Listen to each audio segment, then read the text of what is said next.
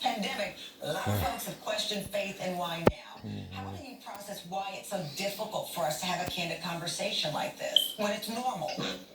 Yeah, but first of all, thank you for having me on. And I listen intently to both stories. I can relate to both. I've lost a parent, I've lost a brother, and I'm a Texan, so I kind of get all of those things. But I wanted to say to those who are listening that there is a difference between asking God a question and questioning God. Those are two totally different things.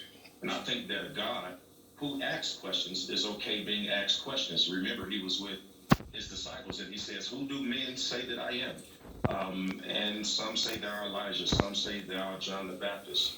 And I'm sure that if you go through any of the holy canticles of any of the books that represent the faiths, the higher power of that scripture is documented as having asked questions of humanity. And I don't think that a God who asks questions of humanity has Ask and ye shall receive. Proves that, right? asking questions of that power. So it's okay. I think the difficulty of it is etched in our traditionalism that everything has to be abstract, everything has to be cut and dry, and it is what it is, and it is how it has to be. And so I would say to both young ladies, keep your hands up as a man of faith, but I think that both of you are. But why, Renee, do you think you can come to my house and then go home without nothing, no drama, right? Would you take that? No. Right. Because they would know, right? Gary would know if he wakes up and you're not by his side, right? You went somewhere else, right? Right. This very difficult thing that the world has experienced. Where'd you go?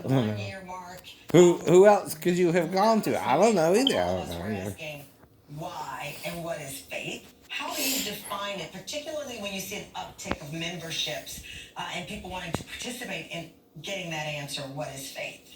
Well, a couple of extraordinary things. Like I said, over the course of this past year with the pandemic. That's the problem with the age of consent, hand, right? Tiny, invisible She can consent, but I can't, how right? Profoundly connected the world is, that it could travel across borders, across oceans, really affecting everyone everywhere, not the same, obviously with disproportional impact on Black and Brown communities and on the poor, but really touching everybody in the world. So on one hand, we realize that we are interconnected. At the same time, we're pushed into even deeper isolation from one another.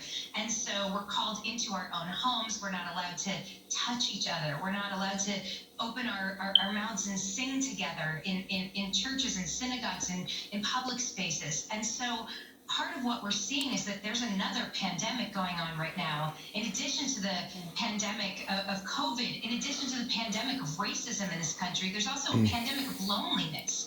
And we're trying to hold all of the weight of that at once. And it's leaving people feeling profoundly unsettled. And I think